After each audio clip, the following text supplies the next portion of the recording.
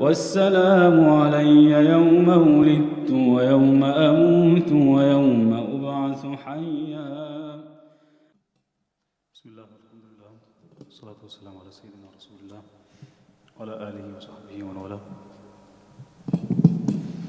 سبحانك لا علم لنا إلا ما علمتنا إنك أنت العليم الحكيم، ولا فهم لنا إلا ما فهمتنا إنك أنت الجواد الكريم. اللهم افتح علينا حكمتك وانشر علينا رحمتك ورحمتك يا أرحم الراحمين. The last time we stopped by the fourth principle in Al-Hikam Al-Ata'iyya before we get into Surah Al-Kahf as normal. And the fourth hikmah that we have of Ibn Ata'illah says, أرح نفسك من التدبير فما قام به غيرك عنك لا تقم به أنت لنفسك. أرح نفسك من التدبير فما قام به غيرك عنك لا تقم به أنت لنفسك.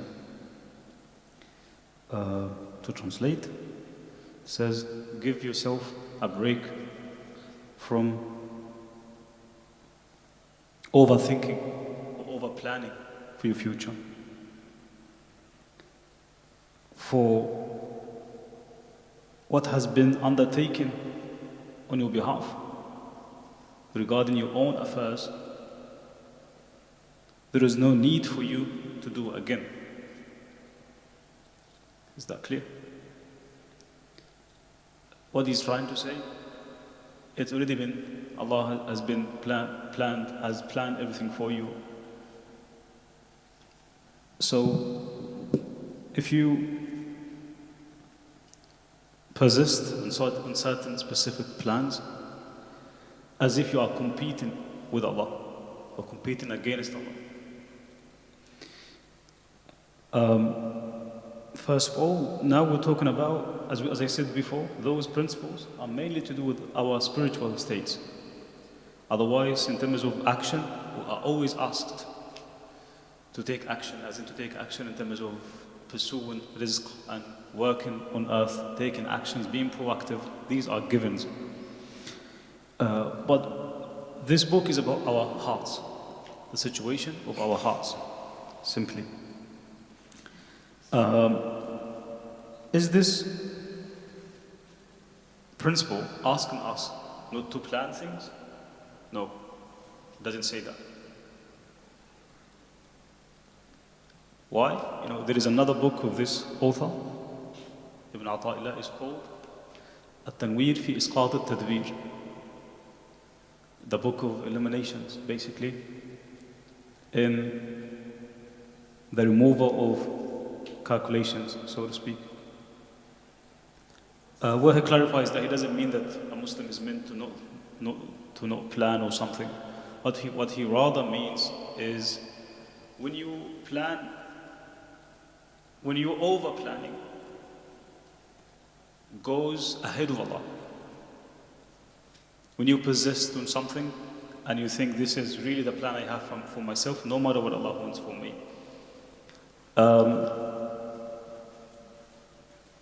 So what we are advised against here is a sense of a competition with Allah. And that's where the concept of al-qada wal-qadar kicks in. One of the fundamental beliefs of Muslims is that they believe that Allah has already decreed things, has already written things for us. It doesn't mean that He's compelling us to do whatever He wills, but rather that He has plans for us. And if we trust His plans, they will always be the best for us. Sometimes we think otherwise. Sometimes we become so limited in our mindset and our vision that we forget these facts. Always think of Musa alayhi salam in his encounter with Al-Khidr. Musa thought in the three situations that he was doing something good, right? But it turns out that the stuff that Al-Khidr alayhi salam was doing were far better than the ones that Musa was trying to do. That's literally our situation with Allah. Allah has a plan for you, a certain plan for you. Yes, do your best as much as you can. But if you have seen signs that shows you this is not the track, listen to those signs.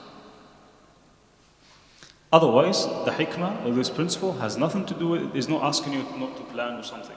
The Prophet ﷺ, we are told in so many hadiths that he would plan. Al-Bukhari tells us that كان رسول الله صلى الله عليه وسلم يحبس لأهله قوت سنتهم, that he would save and store for his family the food that suffices for the need for 1 year to come.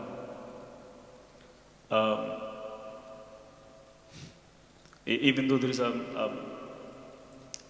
Musnad Ahmad, there is a continuation to this hadith that speaks to the generosity of the Prophet ﷺ, which says, فَمَا يَبْقَى عِنْدَهُ إِلَّا أَيَّامًا, that what he had saved for 1 entire year, he will give it in donation. But his plan was that I'm keeping this for my family. But he happened to have, passers-by and people who are looking for food and more needy and this and that. It's فَمَا يَبْقَى عِنْدَهُ إِلَّا أَيَّامًا. Sallallahu alayhi wa sallam. He had a plan, but you never know. In that situation, would you say, no, this is my plan, I plan this is for my family? At that point, when you have a passerby, a guest who has nothing, someone who's in need, you have what suffices for your own situation.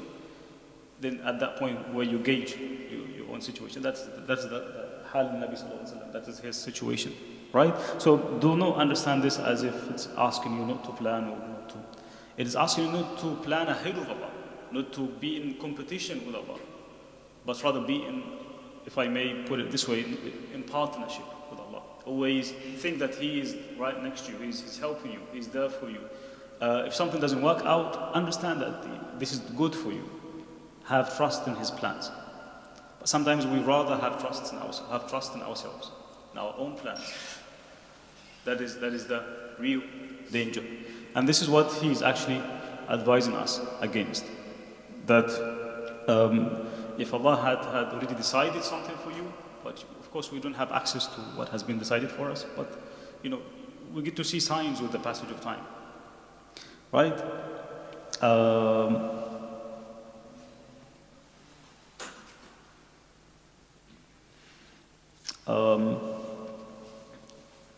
Yeah, that's pretty much the wisdom that He has for us for today.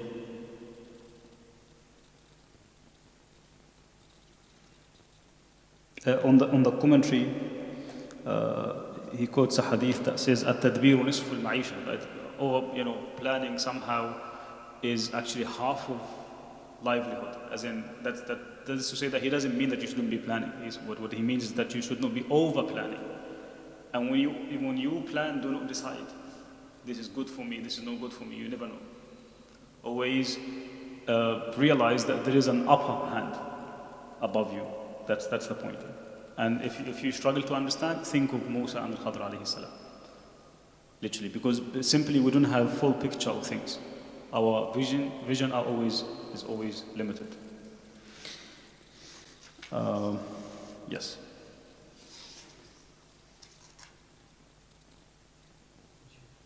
No. The second point. How does that link to the main point? It's the main idea is Allah has already guaranteed your rizq for you. وَفِي السَّمَاءِ رِزْقُكُمْ وَمَا تُوعَدُونَ. And if it has already been planned for you, do not compete against Allah. As in, it's been done for you. Imagine if Allah subhanahu wa ta'ala left us alone in this world with no rizq. And if this is the case, you would have had to plan for yourself as such and become your own,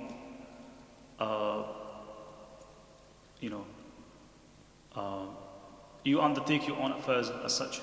But Allah says, I have plans for you. So because He has already done that in terms of the planning, in terms of the decision, what will happen in the future. Have trust in that. So it's in that sense that's why I raised the point of al-qada wal-qadar in the beginning. He's already decreed things. That makes sense. طبعا, yeah. He means Allah subhanahu wa ta'ala.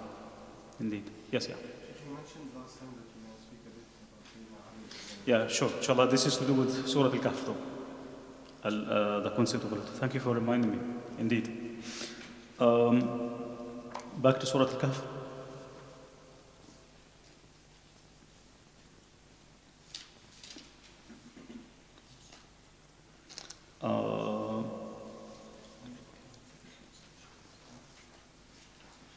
We stopped by verse number 16 of Surah Al-Kahf. Who is willing to start? Okay, يلا.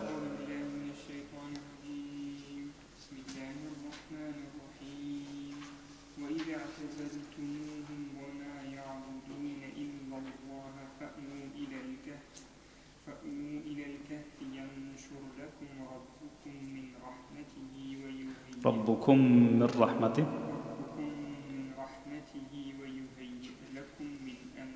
لكم من أمركم مرفقا. Well done. وترى الشمس إذا طلعت تزاور عن كهفهم ذات اليمين وإذا غربت تقرضهم ذات الشمال وهم في فجوة منه ذلك من آيات الله من يهدي الله فهو المهتد ومن يضلل فلن تجد له وليا مرشدا. Well done, يا أحمد. تحسبهم أيقاظا وهم رقود ونقلبهم ذات اليمين وذات الشمال وكلبهم باسط ذراعيه بالوصيد لو اطلعت عليهم لوليت منهم فرارا ولملئت منهم رعبا. Inshallah, we'll stop here. It's a lengthy passage. Yes, do you want to recite? From the beginning. وإذا اعتزلتموهم 16. وإذا اعتزلتموهم وما يعبدون إلا الله فأووا إلى الكهف ينشر لكم ربكم من رحمته ويهيئ لكم من أمركم مرفقا وترى الشمس إذا طلعت تزاور عن كهفهم ذات اليمين وإذا غربت تقرضهم ذات الشمال وهم في فجوة منه ذلك من آيات الله من يهد الله فهو المهتد ومن يضلل فلن تجد له وليا مرشدا. Well done. أيها. وتحسبهم أيقاظا وهم رقود ونقلبهم ذات اليمين وذات الشمال وكلبهم باسط ذراعيه بالوصيد لو اطلعت عليهم لوليت منهم فرارا ولملئت منهم رعبا. Well done. يلا يا أحمد. وإذا اعتزلتموهم وما يعبدون إلا الله فأووا إلى الكهف ينشر لكم ربكم من رحمته ويهيئ لكم من أمركم مرفقا وترى الشمس إذا طلعت تزاور عن كهفهم ذات اليمين وإذا غربت تقرضهم ذات الشمال وهم في فجوة من قلقلة الجيم. ذلك من آيات الله من يهد الله فهو المهتد ومن سكن الضاد يضلل. أيوة. ولدان يا أحمد. وتحسبهم أيقاظا. هل هذه ضاء؟ أيوة. بتقولها بالذال تقريبا. وتحسبهم أيقاظا. أيوة. ولدان. ونقلبهم ذات اليمين وذات الشمال وكلبهم باسط ذراعيه. I understand these couple of words are difficult, mainly because these are thick letters along with thin ones. Now, well done. باسط ذراعيه بالوصيد لو اطلعت عليهم لوليت منهم فرارا ولملئت منهم رعبا. Excellent. حفظ. وإذ اعتزلتموهم وما يعبدون إلا الله فأووا إلى الكهف ينشر لكم ربكم من رحمته ويهيئ لكم من أمركم مرفقا وترى الشمس إذا طلعت تزاور عن كهفهم ذات اليمين وإذا غربت تقرضهم ذات الشمال وهم في فجوة منه ذلك من آيات الله من يهد الله فهو المهتد ومن يضلل فلن تجد له وليا مرشدا. Well done. Steps. No problem. يلا يلا. وتحسبهم أيقاظا وهم رقود ونقلبهم ذات اليمين وذات الشمال وكلبهم باسط ذراعيه بالوصيد لو اطلعت عليهم لوليت منهم فرارا ولملئت منهم رعبا. Excellent, teacher. عبد المعز, right? 16. وإذ اعتزلتموه. نعم. وإذ اعتزلتموه. وإذ, you get the tip of your tongue out of your mouth. وإذ. Yes. We have 3 letters where we do this. You know those letters?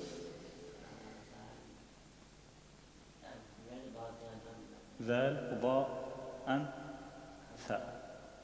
Yep.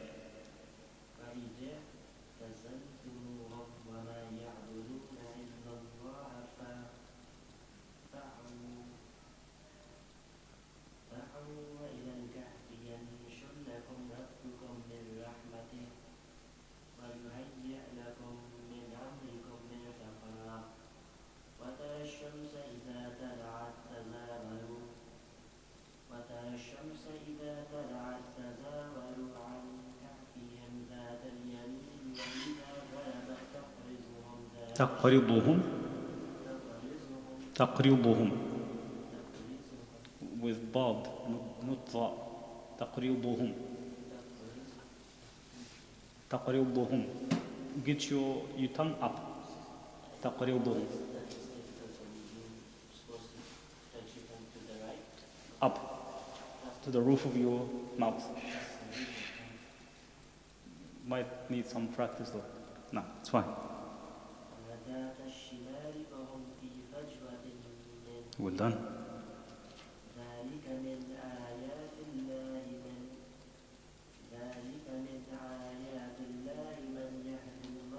يهدي الله. Yes.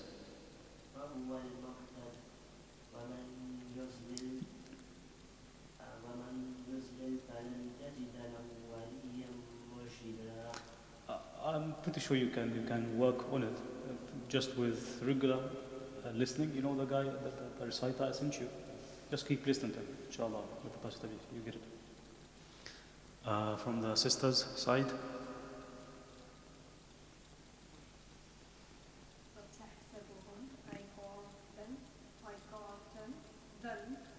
وهم ركود ونقلبهم ذات اليمين وذات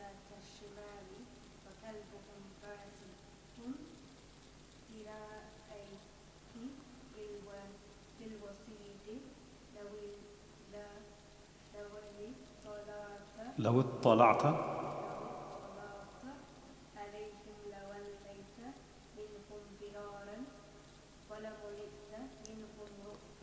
Excellent. Inshallah. Other reciters?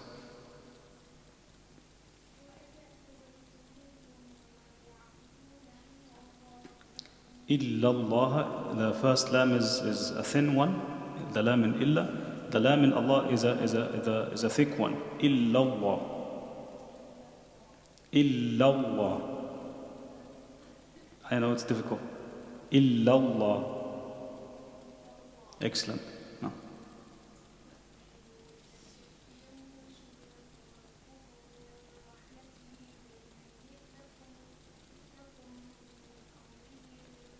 من أمركم مرفقا.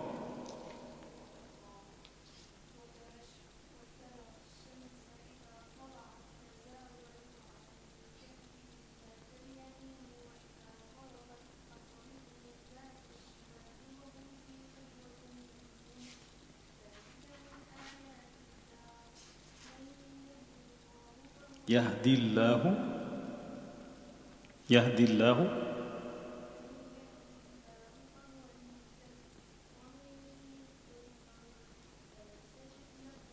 أن تجد. Well done. Other reciters? That's it. Okay. Kaysan. The last bit, the last verse, yes. وتحسبهم. بسم الله الرحمن الرحيم وتحسبهم أيقاظا رقود أم تجدون ذات الشمال وتظنون ذات عين وصيد لو اطلعت لو اطلعت عليهم لوليت منهم فرارا ولملئت منهم رعبا. Excellent.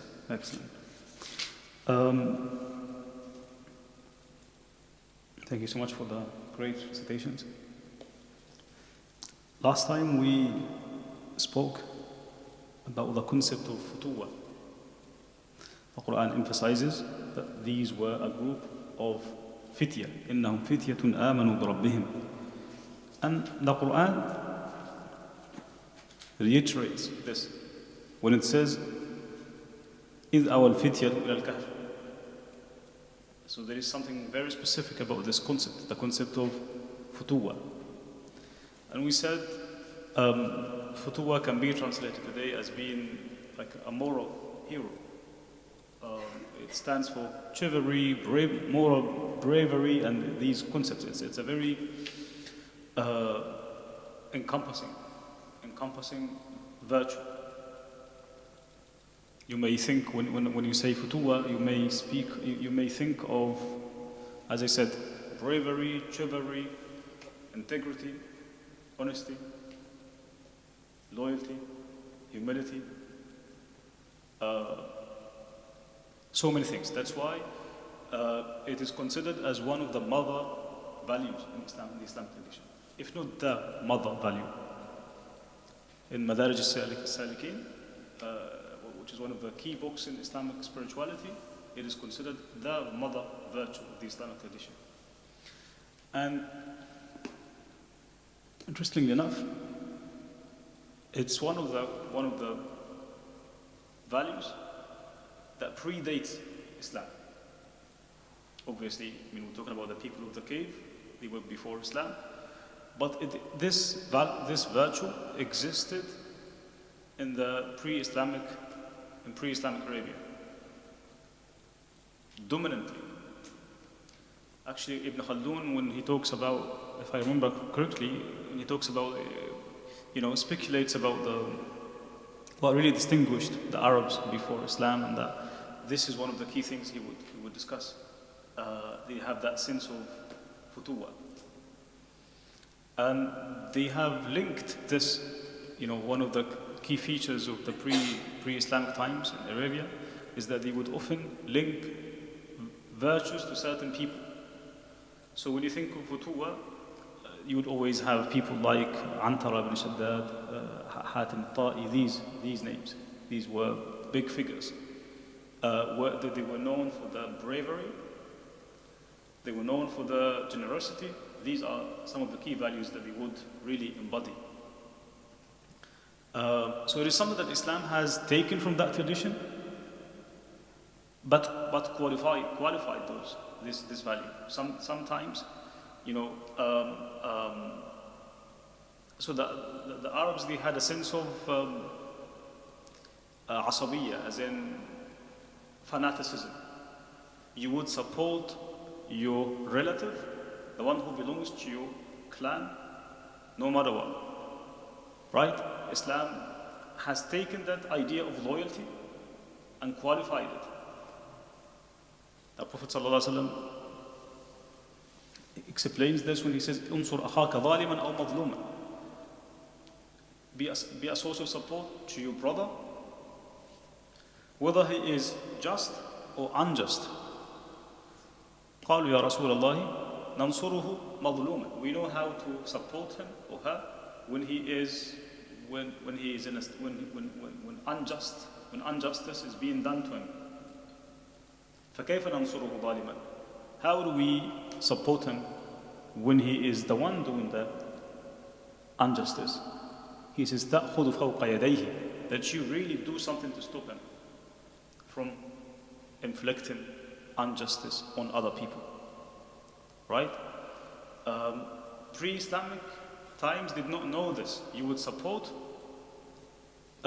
your fellow. If you belong to a certain tribe, you will support the one who belongs to that tribe, no matter what. They have a lot of poetry on that. Right? وهل أنا إلا من غزية إن غوت غويت وإن ترشد غزية أرشدي. I belong to my tribe. I support them in whatever they do. Be it right, be it wrong. That was the culture of the day. Islam has taken that, saw the value in this, in that sense of support, that sense of courage, but qualified this. And introduced the concept of ummah, that replaced the tribe with an entire ummah that surrounds itself around Allah subhanahu wa ta'ala. That's a huge change. That is a huge change. But they did have that concept of futuwa. One of the key poets who was trying to really depict to us what this value had meant for them, Al-Hutay'a, was known for his satirical poetry. But he has a beautiful poem where he shows what this futuwa means. And I'm being reminded of a couple of verses of this poem where he says,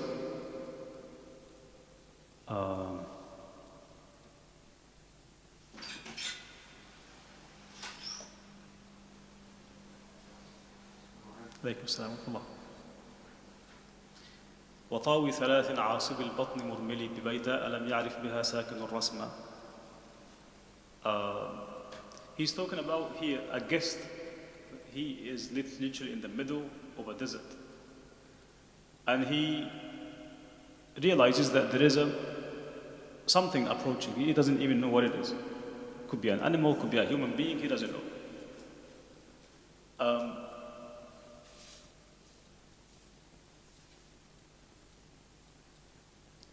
As that thing approached, he realized it's a human being. When that person arrived at his place, he got worried. I have nothing to provide for this man. And he has his own kids. And it's literally his house in the middle of the desert. He has nothing. Right? And then, I'm trying to remember the exact It's a long poem. I'm trying to remember the exact beginning of it.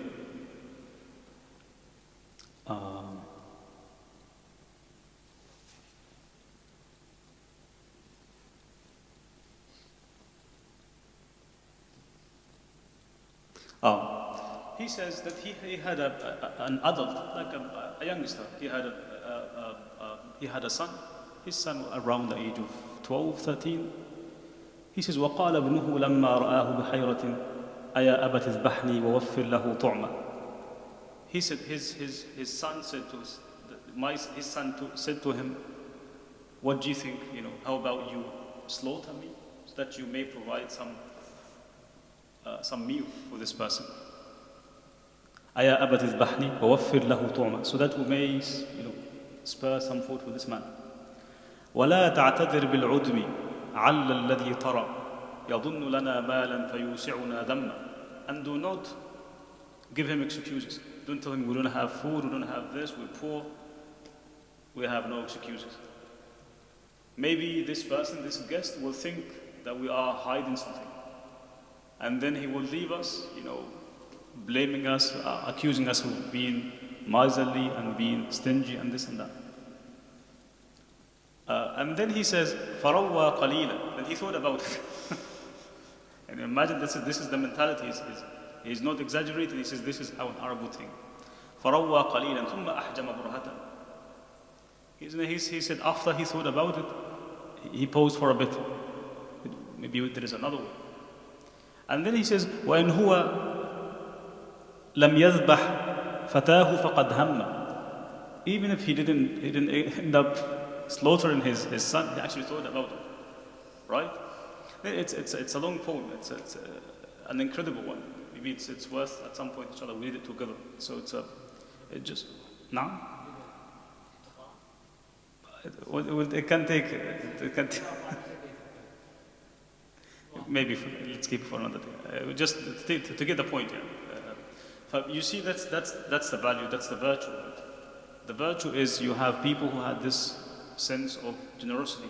When you have a mother value, it means it stands for so many things. In the beginning I said it's bravery, but it's a lot more than bravery. It's generosity as well. It's honesty. It's integrity. It's a humility. It's so many things. Right?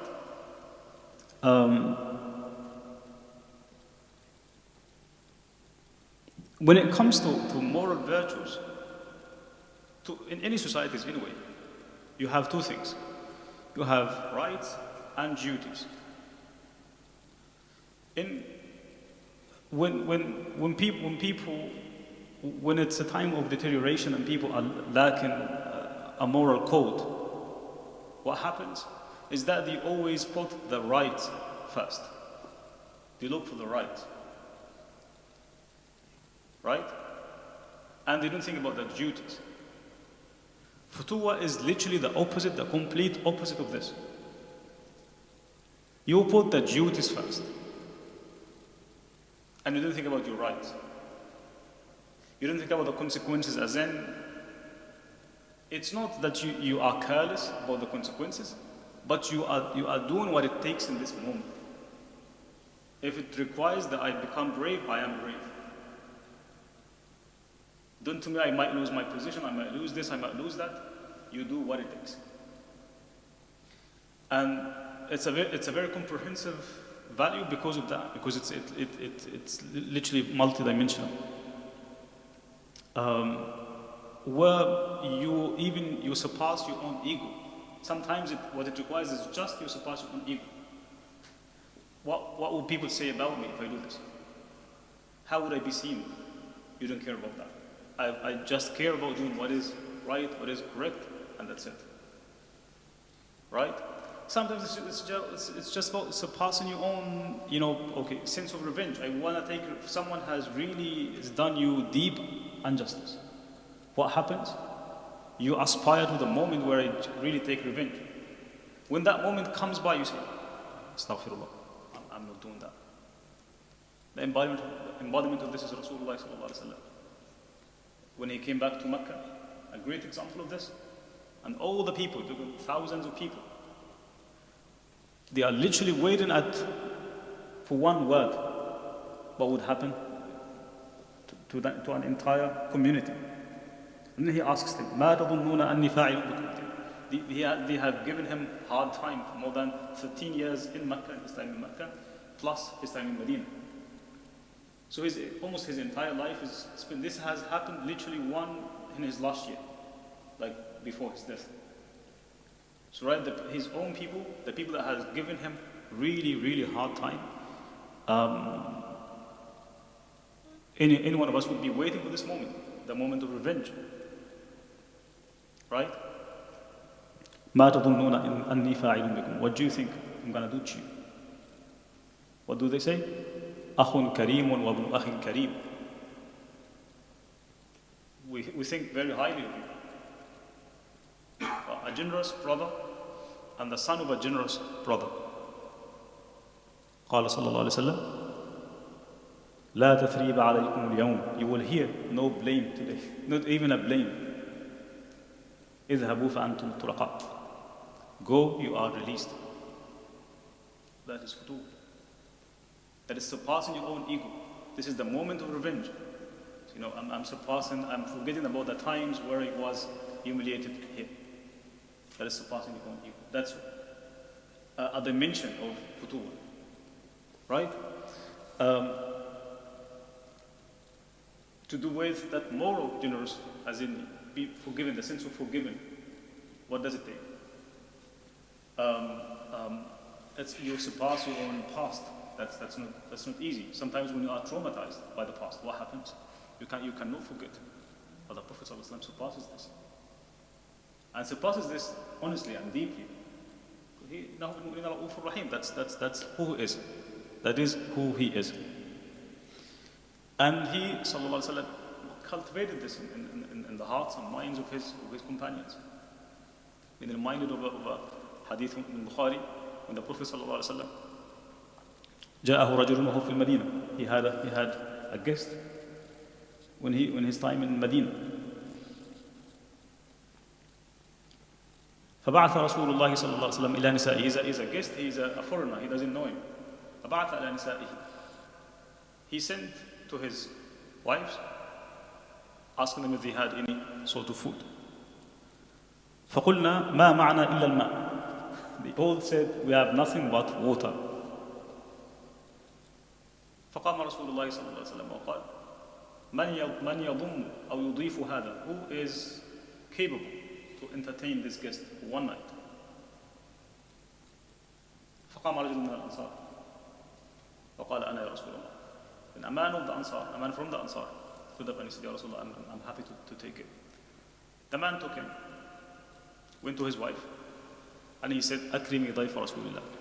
Honor the guest of Rasulullah sallallahu alaihi wasallam. He is not my guest, he is the Prophet's guest. فقالت ما عندنا إلا قوت صبيان. He said, I have nothing but some food that can only suffice just my kids. And she had 3 kids. He said to her, هيئي طعامك وأصبحي سراجك ونومي صبيانك إذا أرادوا عشاء. He said to her, just prepare the food so that the kids may think the food is being prepared. وأصبحي سراجك, and set the lantern. ونومي صبيانك إذا أرادوا عشاء. The moment, you know this is very common with kids. They keep waiting for the food. When the food comes by, right before they fall asleep. This is so common with kids. So this is literally what happened. They fell asleep. And she did literally that. فهي الطعام وأصبحت سراجها ونومت صبيانها. Then the man came. ثم قامت فوضعت الطعام. She put the food on the cloth, piece of cloth. ثم قامت تصلح سراجها كأنها تصلح سراجها. She acted as if she was trying to fix the lantern. Right? فأطفأته. She actually got the lantern extinguished. Why? Because she realized that the food only suffices for one person. فجعل يريانه أنهما يأكلان. So because the food suffices for only one person, the guest would feel embarrassed to eat on his own without them eating. So she thought the best way is for us to really get the light extinguished. We will act as if we are eating with him, but he is the only one eating. فَجَعَلَ يُرِيَانِهِ أَنَّهُمَا يَأْكُلَانِ. They pretended that they are eating with him. The guy thought they were eating with me, but in reality, he was the only one eating. The man ate, then slept. Next day, that companion goes to the Prophet ﷺ. The Prophet ﷺ started the conversation by saying to him, لَقَدْ عَجِبَ اللَّهُ اللَّيْلَةَ مِنْ فِعَالِكُمْ. Allah was so pleased with what you did. وَأَنزَلَ فِيكُمَا وَيُؤْثِرُونَ عَلَىٰ أَنفُسِهِمْ وَلَوْ كَانَ بِهِمْ خَصَاصَةٌ. They put other, he said, Allah has revealed a piece, some Quranic verses to do with you. وَيُؤْثِرُونَ عَلَىٰ أَنفُسِهِمْ والذين تبوأوا الدار والإيمان من قبلهم يحبون من هاجر إليهم ولا يجدون في أنفسهم ويؤثرون على أنفسهم ولو كانوا خصاصة. They put others before themselves. يؤثرون على أنفسهم, even if they are themselves in need. ومن يوق شح نفسه فأولئك هم المفلحون. And if you are saved from the stinginess of your own soul, you are really the one successful, the successful one. Right? That is a concept of futuwah. That's the dimension of futuwah. It's surpassing your own needs, putting others first. That's a huge thing. Where are those values in our lives today? Missing. Where is the concept of futuwah? This concept is not like it's just readable. The first couple of centuries in the Islamic tradition, these books were written under those names. Like read about Rahman al-Sulami. He has an entire book on the concept of futuwah. So I'm not making things up. These are real things. Obviously, Sayyidina Ali ibn Abi Talib radiallahu anhu is often named as the, when you think of the companions, Ali ibn Abi Talib radiallahu anhu comes at the forefront. I mentioned before in the last time, the hadith where the Prophet ﷺ said, because Ali defended him, لا فتى إلا علي. There is no hero but Ali, because of the defense that he showed to the Prophet sallallahu alaihi wasallam. And Ali ibn Abi Talib radiallahu anhu, as I said before, was an unbelievable human being. Knowledge, futuwah. Again, the Prophet sallallahu alaihi wasallam summarized the key to his character in futuwah. That's what he was known for.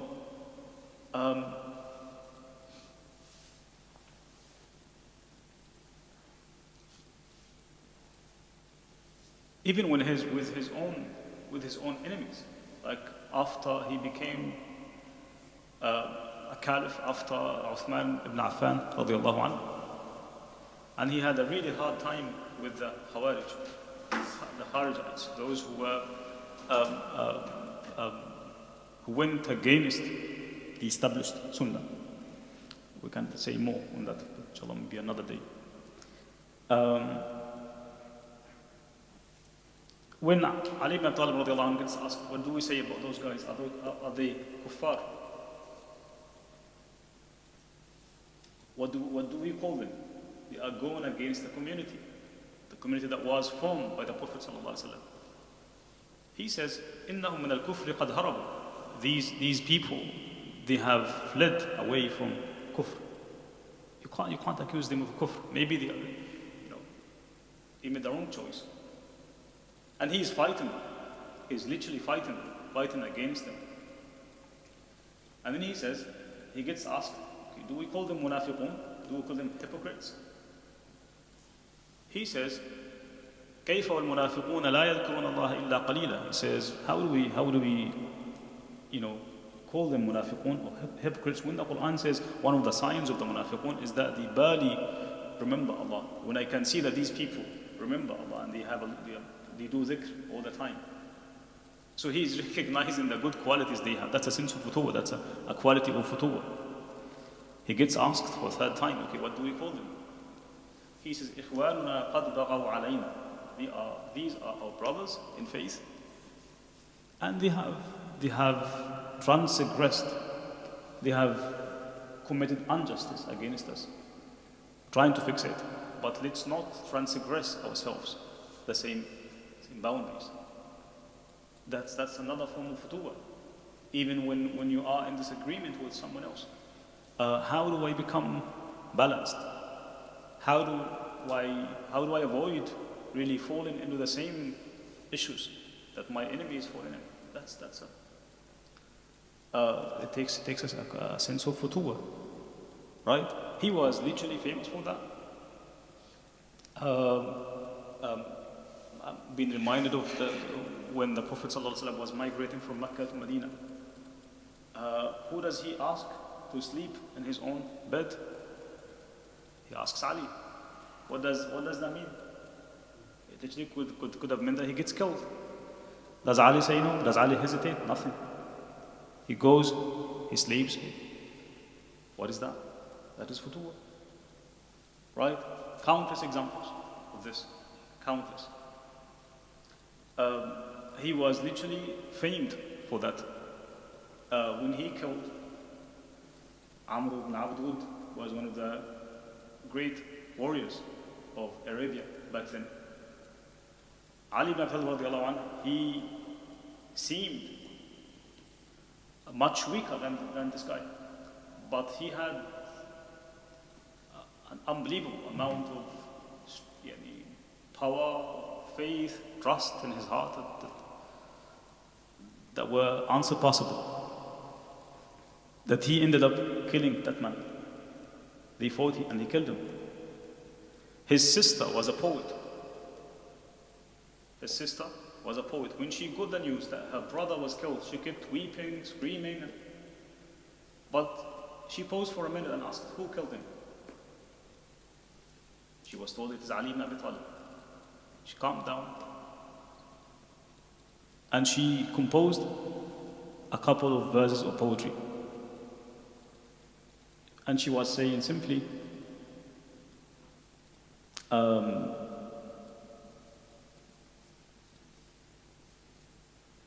لو كان قاتله غير الذي ذكروا لكنت أبكي عليه دائم الأبد. لو كان قاتله غير الذي ذكروا لكنت أبكي عليه دائم الأبد. If it was someone else who had killed my brother, because he was a warrior, I have never seen him being defeated. Right? If someone else had killed him, I would have wept all the time until I died. لكن قاتله من لا نظير له وكان يدعى قديما بيضة البلد. That he was he's peerless. The one who killed him he has no equal, has no partner in the Arab tradition. And Bayt al-Balad is a concept that he is unique. No one is like him. And she said, because the one who killed him is a kufr, he's an equal to him. I'm happy. It's not right. So it's Ali ibn Abi Talib was an embodiment of this concept, the concept of futuwah. One of the concepts that we really and deeply need today. And the mere mention of it is not even there today. And when you speak of futuwah, you don't know what it is. What is futuwah really? So it's a very important concept, a mother value, a mother virtue that we as Muslims need to revive today. And I have an exercise that I thought that we can really apply by way of trying to identify those qualities. We said we've identified some of those qualities in last week's discussion. Some of those qualities with the people of the cave, but I reflected somehow on the Quran and what it has to say in that concept. And I thought one of the key figures that embody this concept is Yusuf alayhi salam. So in this exercise, what I invite you to do is to get the Mus'haf. A translation if you wish, unless if you can read Arabic.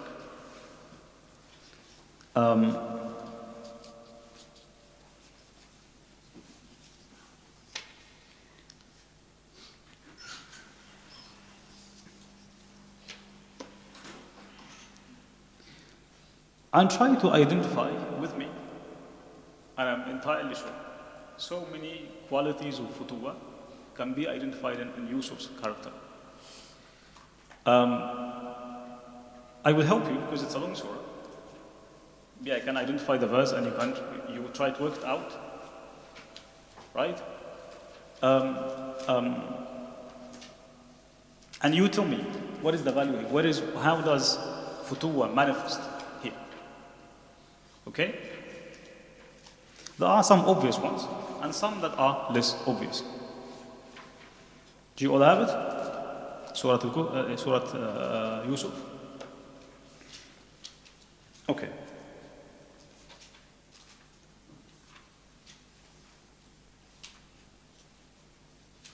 Sometimes actually Yusuf surpasses his own father. The Prophet ﷺ, when he gets asked,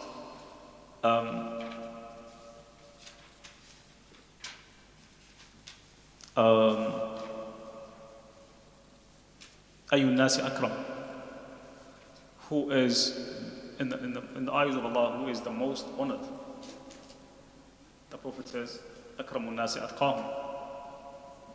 The most pious in the eyes of Allah is the one who is most honored. The Prophet gets asked again, Laysa an hada nas'al. We're not really asking about it. And he responds, Akramun Nas, Al-Karim ibn al-Karim ibn al-Karim. He is the generous, the son of the generous one, and the son of the generous one. Yusuf ibn Yaqub ibn Ishaq ibn Ibrahim. That is the genealogy of Yusuf alayhi salam. That is his ancestor. These are his ancestors. So he was born and raised in that chain. Okay.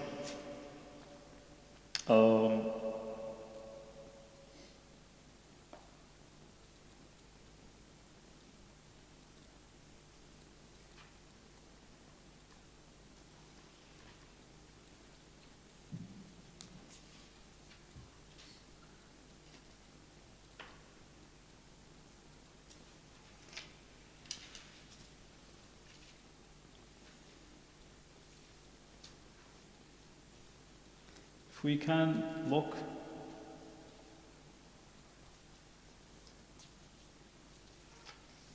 into verse number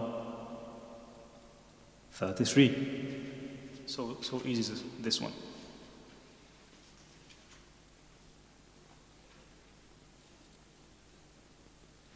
قال رب السجن أحب إلي مما يدعونني إليه وإلا تصرف عني كيدهن أصب إليهن وأكن من الجاهلين. What does he do here? Yes, I am.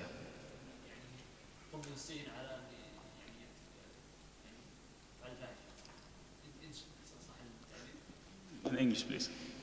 Sorry. He prefers going to prison rather than,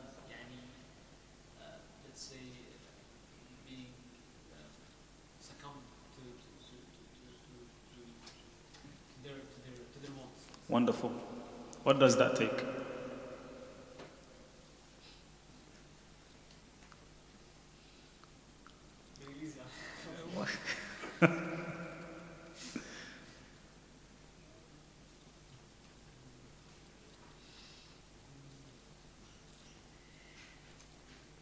Simple.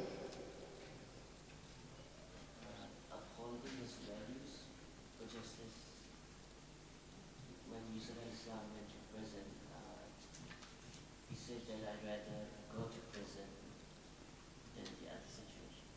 What does that take in terms of moral qualities? Then he was sure about his values that I will not change my values or change my position. That is true. What is insight? Over his right to just live outside, his right free living. He compromised that for his effort. That's true. But integrity, strength, there's futuwa. He is in charge. What happens when you get tested? I mean, just put yourself in that position. You have every single excuse. Okay, it's a prison, man. I mean, I wouldn't go to prison. right? But here you have رب السجن أحب إلي مما يدعونني إليه. So that is a concept of futur. Okay? طيب.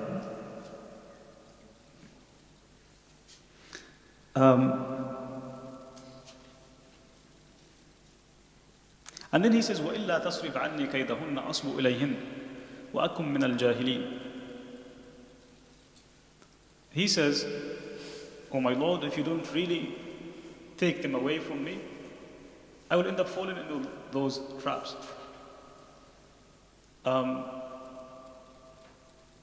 You know, there is a concept of false piety, where one keeps exalting himself. You know, I'm too strong. That's another side of futur. That's why I said it's a very multifaceted thing. He says he's very clear what is. I'm choosing that. What seems to be more difficult, because I'm very clear. I'm very clear-minded. I don't have that sense of false piety. Okay? طيب. If you move to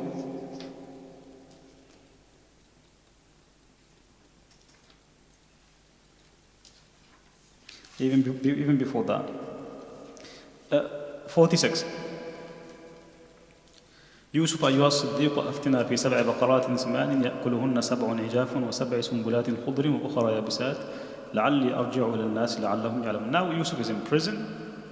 The 2 guys who were with him, one of them has been free, has been released. The other one has been executed. Years passed by. The one who has been released, you know the entire story. I'm not going to say the whole story. Now they need him. They need Yusuf alayhi salam. The man comes back to Yusuf, the very same person that had promised Yusuf that he will raise his own case with the king. He comes back to Yusuf with the case in hand. He says, Yusuf ayyuha as-siddiq. Please, I leave that to you. What do you get out of this? What is, of course, 46 and 47. قال تزرعون 7 سنين دأبا فما حصدتم فذروه في سنبله إلا قليلا مما تأكلون. Yes, yeah. One of the things is like he's not petty if someone needs him, even though maybe he forgot about him, he didn't tell the king about him, for example, he still tries to help him. He knows there's someone he can rely on. He goes to him and tries to help him. And he gives like a solution. He doesn't like give like a basic sort of explanation to the dream, for example. He gives like a solution to the problem. It's also like showing this idea of doing what people need and stuff like that. Absolutely. Absolutely. Absolutely. He doesn't say to the guy, you know what, you've forgotten about my situation. I'm not going to tell you anything. Right? Imagine if Yusuf says this. He would have had every right, but he doesn't do that. He doesn't even mention it. He doesn't even say, like, I have one condition for me to give you the interpretation. Doesn't do that. He gives the interpretation. And then the guy says, the king is interested in getting to see you. At which point he says, I want some clarification about the past, because this was not appropriate. Okay? That's a sign of futuwa. If you look into... Sorry, Sheikh, on that as well. Is it also a sign of seeing the duties first before the rights? Absolutely. Absolutely. Seeing the duties before the rights. Absolutely. Thank you, Ahmed, for that. 54 or 55. How did you say that? I think it was the first one you mentioned. What does he do here? Well, he's brave enough, he knows himself well, so he goes forward. He puts himself forward in an example of bravery and courage. Wonderful. So the king says to him, choose a position. He says, this is really what I'm good at. And he takes the most difficult position in the most difficult time. We're talking about this problem has not been sorted yet. The one of the 15 years, the 7 years of famine, and then the 7 years, that whole thing is not even started. Where you have, the people who are in positions, you would always escape their positions when it's a time of crisis. Yusuf says, I am there for it. And I have the capacities for it. That is futuwah. Right? The people who have, when you think of, that's what happens when you don't look at the context. We often discuss the people saying, thinking of Yusuf, why does he propose his name? Why does he, isn't that a case of him showing off and thinking that he's, has certain capacities and this and that? The case is a case of, it's a time where people are literally fleeing. Where he's saying, I'm there for it. I'm here to defend, I'm here to help. That is the context. The context helps you to understand the context in which Yusuf is intervening. That's for you to see what it means. Right?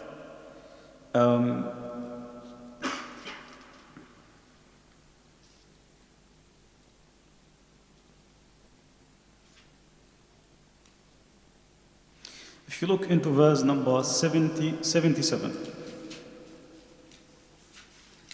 قالوا إن يسرق فقد سرق أخ له من قبل فأسرها يوسف في نفسه ولم يبدها لهم قال أنتم شر مكانا والله أعلم بما تصفون. What does it say? What is the value here? Yes, Ahmed. Al-Kadhimin al-Ghayth. That's a good one. He suppressed his anger. So the context here, when it's a long story. They are saying if Yaqub was Yusuf's brother, if Benjamin was Yusuf's brother, if he had stolen, then that is not new. His own brother had stolen before. They mean him, they mean Yusuf. But they don't know it was him. They don't know that they are literally speaking to him. فَأَسَرَّهَا يُوسُفُ فِي نَفْسِهِ. He kept it to himself. What does it take? It takes strength. It takes control over your own emotions and surpassing your own ego. That's not easy. فَأَسَرَّهَا يُوسُفُ. These are the moments where you literally explode. These people are coming in your need. They are looking for something. They don't even have food to eat. And they are coming to insult you. They have already done more than, they have destroyed your relationship with them. And yet you have the patience to just فَأَسَرَّهَا يُوسُفُ فِي نَفْسِهِ could mean so many things. It could mean that he basically kept the secrets of his family. He didn't want to reveal the secrets of his family in front of everyone. فَأَسَرَّهَا يُوسُفُ فِي نَفْسِهِ. It takes a big man to do that. Otherwise it's so easy. And sometimes when someone just touches you, you forgot you did this, you did that, you said this, you said that. So easy. And you think you have every excuse if you've just been touched. And here you have literally an example. And these guys are in his need. They are coming to ask him. فَأَسَرَّهَا يُوسُفُ فِي نَفْسِهِ وَلَمْ يُبْدِهَا لَهُ. He didn't even show it to them. It takes a big man. قَالَ أَنْتُمْ شَرٌّ مَكَانٍ. What is that sense of professionalism is unbelievable. أَنْتُمْ شَرٌّ مَكَانٍ. You are in a really, you are in my court. It's as in, it's a different country, different civilization. You have to respect that. وَاللَّهُ أَعْلَمُ بِمَا تَصِفُونَ. Allah knows best. I don't know, as if He doesn't know. Allah knows what is behind what you're saying.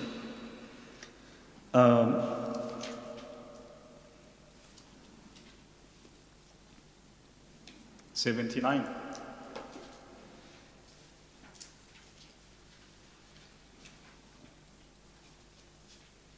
قال معاذ الله أن نأخذ إلا من وجدنا متاعنا عنده إنا إذا لظالمون. Integrity, indeed. They ask him, he has our father is very attached to Benjamin. How about you take one of us instead of taking Benjamin in prison or custody or whatever? It's ma'adallah. We have a system to be followed, we follow that system. Even though this is his brother and this is his father. What is this? All these are lessons for us. طيب. نعم. He's strong enough to keep focused on the kind of on the far future, on the long term. Absolutely. In the moment. Very, very true. And he knows his dad will be very sad, like upset وكده. But like, and I guess he's somehow like a lesson will be taught from this. Sees the end goal. Very true. That's another lesson. Might be. Absolutely. Absolutely.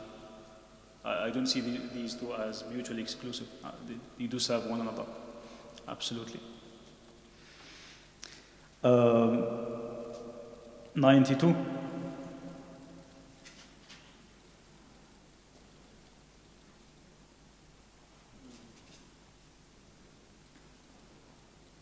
لا تثريب عليكم اليوم يغفر الله لكم وهو أرحم الراحمين. Yes, yeah. I think it's like the story that Prophet Exactly. he succumbs to ego. His own ego. Absolutely. You will hear no blame today. Al-Yawm. Even when they asked their own father, he said, قال سوف أستغفر لكم ربي. I will, give it some thought. Takes a profit. Of course. So Yusuf says today there is no way.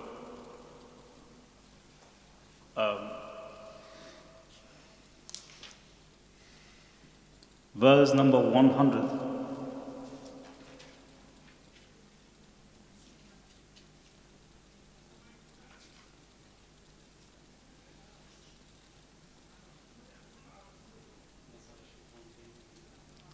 Indeed. نزغ الشيطان بيني, attributing everything to the shaitan. His brothers have become so innocent. Everything has been done by the shaitan. And there is this sense of, at the end of this story, what happens? The natural feeling is, I have triumphed. If Yusuf had said, can't you see where I have reached by now? Who I am now? Nothing. Everything every goodness is attributed to Allah. أحسن بي إذ أخرجني من السجن. He is the one who had taken me out of the prison. He is the one who got you out of the desert after the shaitan has drawn those discords between me and my brothers. إن ربي لطيف لما يشاء. Indeed, my Lord intervenes gently and subtly in things, in the management of things. That's a sign of futuwah. Another sign of futuwah. These are big things. Not everyone can do that.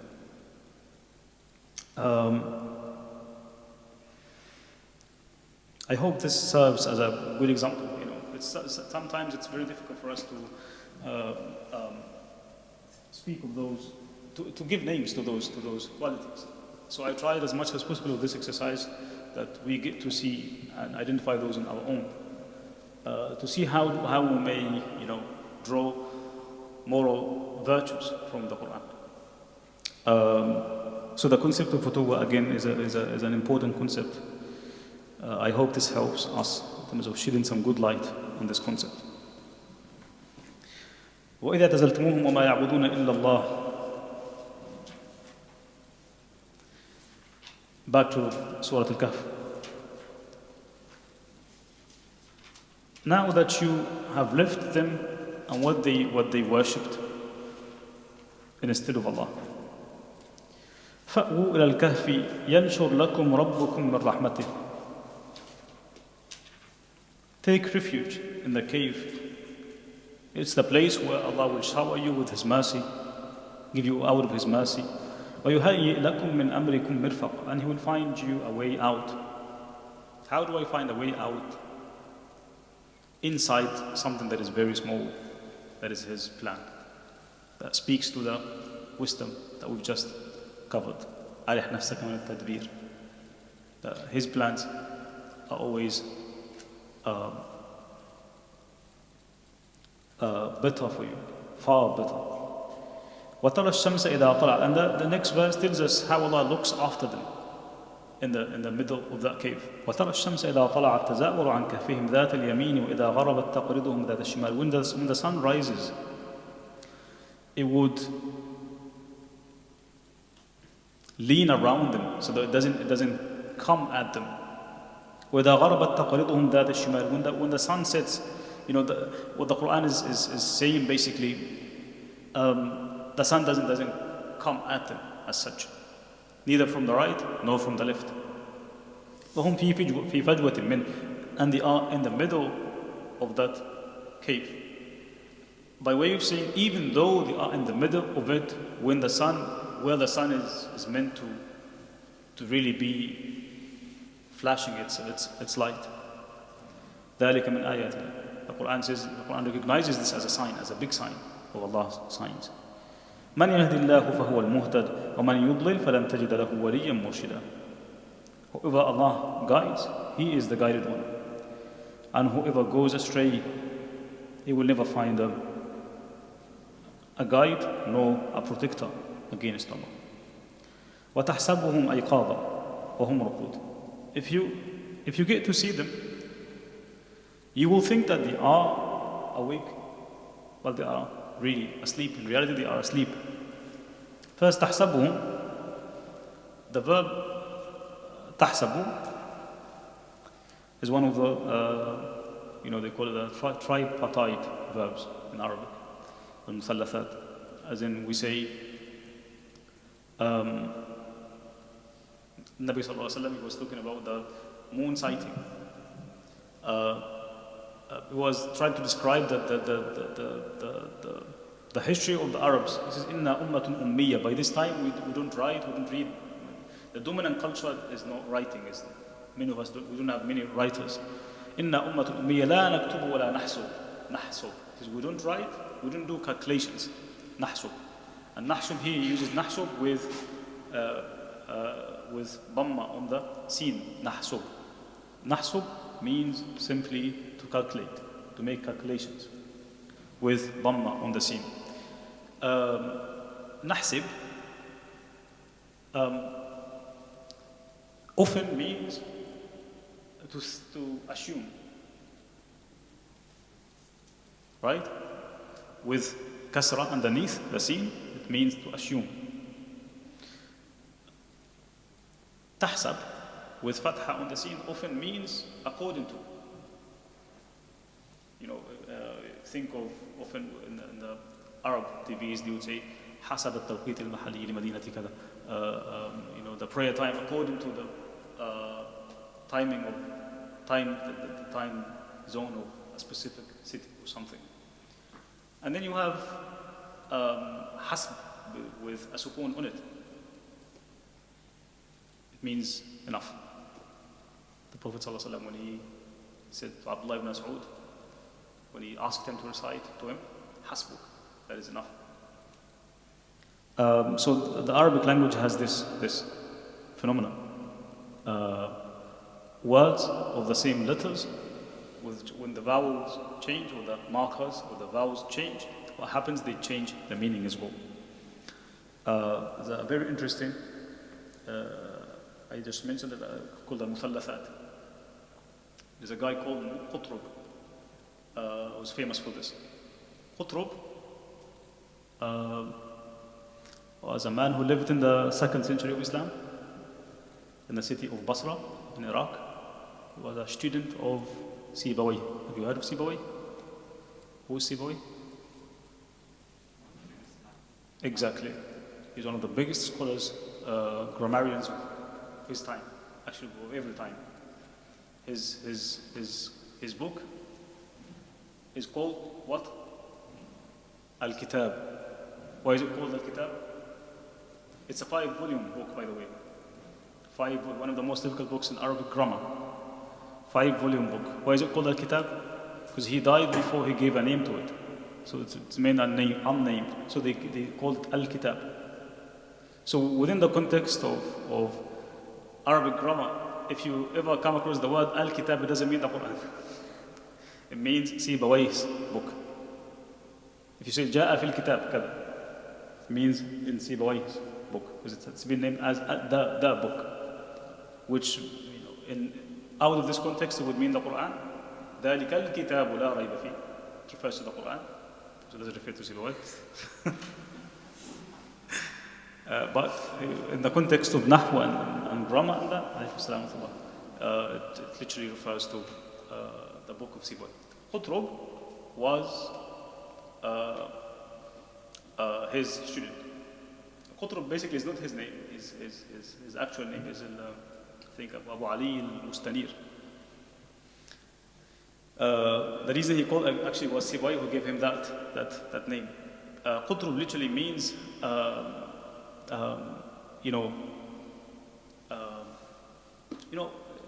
there are certain types of foxes that would always hang around by night time. And Qutrub, Abu Ali, would always come to Sibawayh's house every time to ask questions and spend time with him and that. Every time he comes out of his house, he finds him. Every time he comes out, he finds him. And he said to him at one point, Tallahi innaka laqutrubu layl. By Allah, you are one of those foxes. Always there. When I come out, I find you. He was given that title since and now if you say Abu Ali, nobody would know who that is. So he came up with this idea of looking at those verbs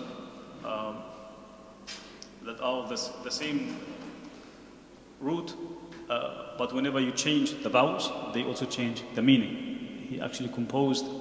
He has like 32 roots, 32 verbs with those, 32 words with those of that nature.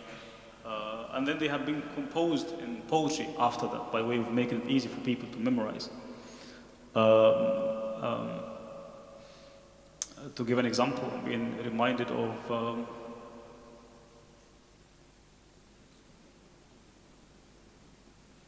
تحية المرء السلام واسم الحجارة السلام والعظم في الكف السلام.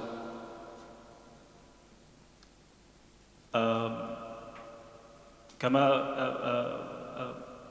قد روي في لفظ النبي. That's how it is, it's been composed. It says, an example of this would be that we say the Islamic greeting is Salaam alaikum. That is Salam with Fatha on the Salam. Silam with Kasra underneath literally means stones.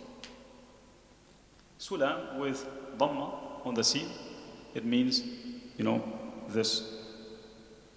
those joints, bone joints. The Prophet ﷺ says, يُصْبِحُ عَلَى كُلِّ سُلَامَ مِنْ أَحَدِكُمْ صَدَقَةً. On every single bone in your body, there is a sadaqah that you have to give. So he uses the word sulam, right? Sabt. Sabt yawmun ubida, like a sabt with fatha on the sin means Saturday. Was-sibtu na'lun humida, like a sibt is a type of sandal that people would wear. Was-subtu nabtun wujida, like a subt with dhamma on the sin, it's a type of plant that would grow in the Arab Peninsula. So he goes, like he comes up with 32 roots of this nature. An amazing guy. تحسبهم أيقاظا وهم رقود. You think they are, if you look at them, because the eyes were open, you think they are awake, but they are asleep. وَنُقَلِّبُهُمْ ذَاتَ الْيَمِينِ وَذَاتَ الشِّمَالِ. We turn them over so that their bodies don't get rotten. وَكَلْبُهُمْ بَاسِطٌ ذِرَاعَيْهِ بِالْوَصِيدِ. And he had the dog stretching its forelegs at the entrance of the cave. What does al-wasid mean? The door. How do we know that? Al-Wasid means the door. How do we know that? وَصَدَى مَنْ قَفَلَ. Indeed, but this is not a very common word that Arabs would use.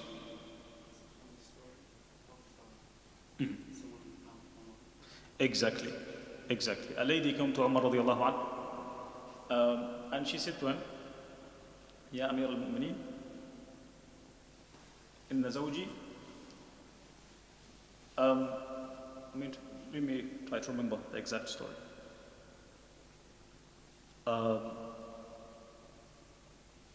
إن زوجي قد عبدني وترك الوصيد رهوا ولي عليه مهيمن.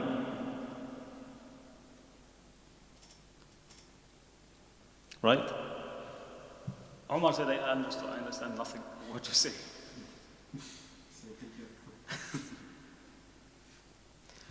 Abdullah ibn Abbas said to him, Ya Amir al-Mu'mineen, لقد قالت كلمات كلهن في كتاب الله. He said, Abdullah ibn Abbas said to him, no, all the words she used are used in the Quran.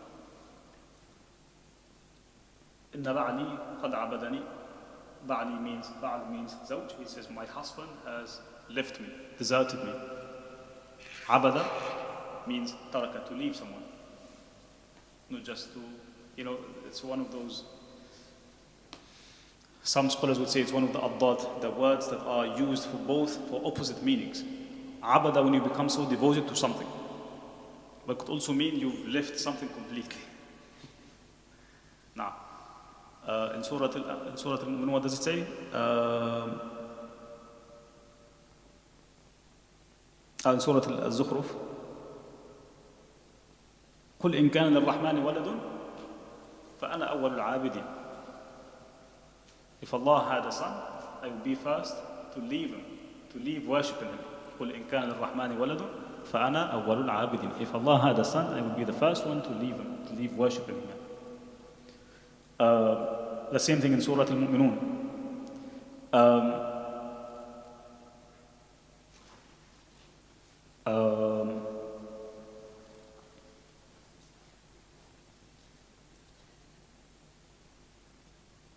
ثم أرسلنا موسى وأخاه هارون بآياتنا فقالوا أنؤمن لبشرين مثلنا وقومهما لنا عابدون. But this is an example of the opposite. It's used as in to worship. So it can be used in both ways. So the lady says, my husband has left me, and he left the door open. Al-Wasid means the door. فَتَرَكَ الْوَصِيدَ رَهْوًا.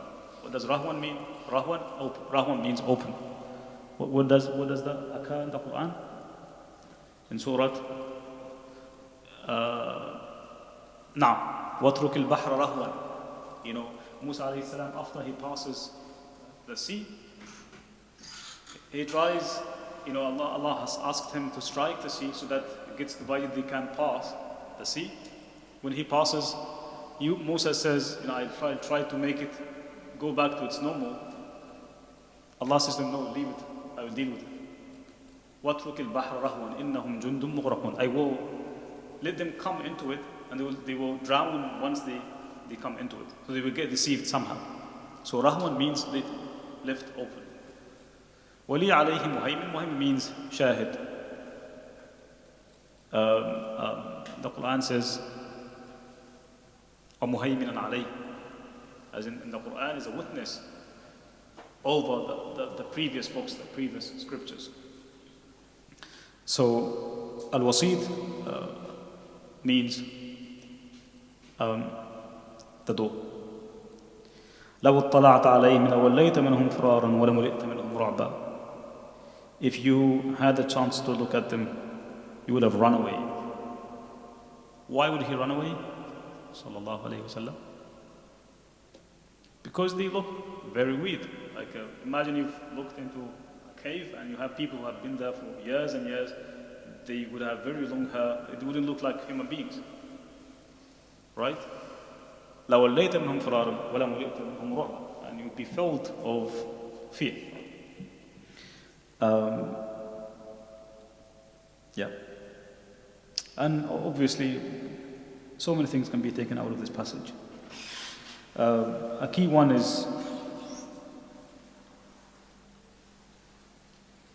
The idea of Allah, and I leave that to you. What do you take out of this, guys? I mean, let us revive the culture of reflection. And instead of, me doing everything.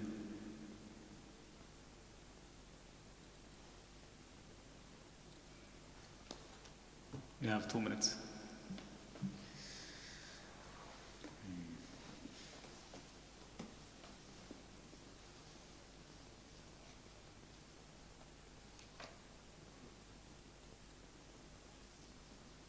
What do you take out of this passage?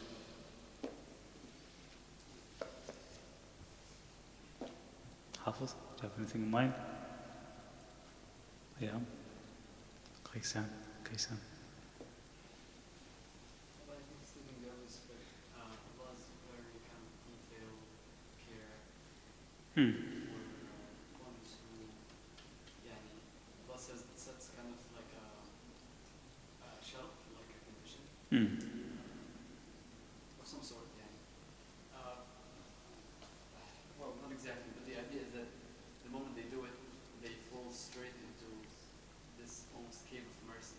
Care, very precise, not even sun, not even that. The very detail of it is too much. Even the last part, I'm thinking of it in both ways, in two ways. This, لو طلعت عليهم لوليهم من فوق ولوليهم من بعض, could even be also part of the way that Allah protects them, that anyone who comes to see them would be scared, because Allah says لوليت منهم بعض, as in it's like someone else filling their hearts with fear. That whoever comes to see them would be filled with fear from Allah to run away. As a way of caring for them and protecting them. Interesting. Tafsir says it does Also, when you submit, you're well completely when you're cornered, when there's no way out, and you submit completely. Allah, He sorts it. Absolutely. I'm astonished at how, that reads very well into the wisdom we've read with Ibn Ata'illah today. They did the best. That's it. They did the best. The lift is his, The rest is his. Other thoughts? Yes?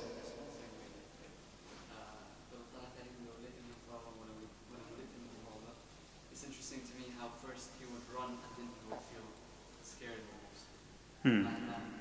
It might be to exaggerate the fear that you feel, that there would be a reflex that you would run away. And then you might reflect and feel afraid. Interesting. Well, that assumes that this is afa mutawaw. The waw does not indicate a sense of sequence, but rather concurrence, like they had happened concurrently. If I say جاء أحمد ومحمد, means they both came together. لو اطلعت على النبي لو وليتهم فرارا, in the very same time you would be filled with fear. If that makes sense. I could ask this question. Those 8 categories of charity mentioned in Surah Al-Tawbah, إنما الصدقات للفقراء والمساكين والعاملين عليها وكذا وكذا وكذا. So someone was saying that, those are, this is the hierarchy of sadaqah. You should always begin with the fuqara, then the masakeen, then what comes after, and that, as in the most needy ones are the fuqara, then followed by the masakeen. But that's not true, because it doesn't say للفقراء فالمساكين فالعاملين عليها. That wow does not indicate any sort of sequence, but rather it's both are equal. As if I say Muhammad, and it's literally and جاء محمد وأحمد. Muhammad and Ahmad came. It means they both came in the same time. You can't even tell who came first. Other comments before we draw this to a close? Okay. This was very significant, arguably, the concept of guardianship, purpose of protection, because we're being moved about and being kept healthy based on a plain reason. they've got a door in front of them, which just seems like a mean protection. And we've got them, then if you had seen them, you would be filled with fear. So what are then the surrounding factual, contextual circumstances that would be relevant to this particular situation here? What was the background? They are being sought after by the king of the day. So even if you come to see them, you would think, these guys they have as you say, they have guardians, be it embodied in the dog itself. It looks like they are in a good situation, as in being. Is that what you're trying to say? It looks like guardianship. Allah's basically being a guardian at that moment, looking over them by means of protection. Sure, absolutely.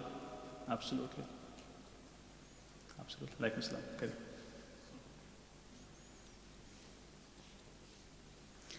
Other points? Okay. Inshallah, we'll continue next week. سبحانك اللهم وبحمدك نشهد ان لا اله الا انت نستغفرك ونتوب اليك وصلى الله وسلم على سيدنا محمد. مباركا أينما كنت وأوصاني